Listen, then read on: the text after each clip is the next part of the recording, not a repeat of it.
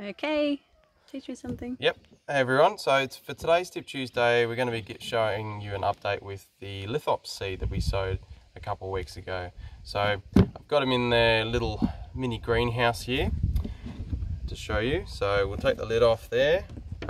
You'll notice there are some germinating, actually not as many as what I thought it was. So I'm thinking that the seed was not stored for long enough. So we only did it for about 2 months. So I'm thinking that it will need to be a lot longer. They will still, most or all of them will germinate, but they'll do it in stages. They're not going to all do it in one hit. So best to leave your seed stored for a lot longer. So it's all trial and error.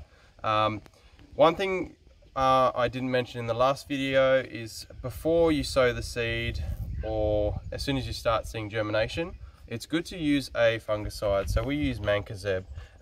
There is a fungus that is really susceptible to, well, these plants can be quite susceptible to, and that's damping off. So damping off is prefers like cool or really damp conditions, and it really weakens the seedlings and can cause them to die. So it's good you can use the fungicide, or you can also sterilize your mix as well. So you can put it in the microwave, and it works really well also. Or boiling water. So you put boiling water all the way through your mix, wait for that to cool down, and then you can sow your seed too. So don't boil it and then sow your seed, because you can destroy the seed there. So yep, so good to use those two methods there. Also, it's good to start applying a little bit of sea salt. So you really want those roots to really become nice and strong and vigorous. So sea salt is really good for that, to get that going, and and allows the plant to take in some trace elements as well from it as well, and also helps them to build a bit of resistance from disease like damping off as well. So the disease is called damping off. That's what it's called. That's a weird name. Yep. Yeah, very weird name.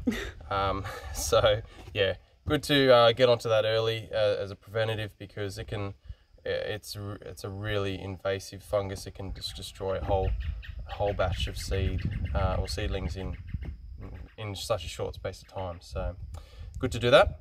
And yeah, that's all really. So as the seed are germinating now, you don't have to keep the lid on 24/7. So we would start to just leave it off just a little bit like that. You've got a couple openings there, and that's going to allow some fresh air coming in, allow ventilation, which is also good for the preventing damping off as well. So you want a bit of ventilation in there. If you've got them in the tray and you didn't want to spray or use a watering can like with the sea salt, because you're worried about moving it pulling your mix and then the seedlings going all over the place, you can just put it in your tray, your plastic tray, which is perfect. So you just measure the requirements with what you want, just read the bottle, and you just pour it into the side there, and the bottom of the tray or depending what your level is, if it's high enough, the mix will actually absorb that water, and that'll eventually find its way to the roots of the plants. So is that called capillary watering? Yeah, capillary watering there. Yep, bottom watering is another term that people use. So I think that's it. Yep. So hopefully you found that helpful. Any other questions, shoot them through. But yeah, definitely let your seed store for a little bit longer. We've got some assorted lithops that I've collected seed off about the same time as these Leslie albinicas.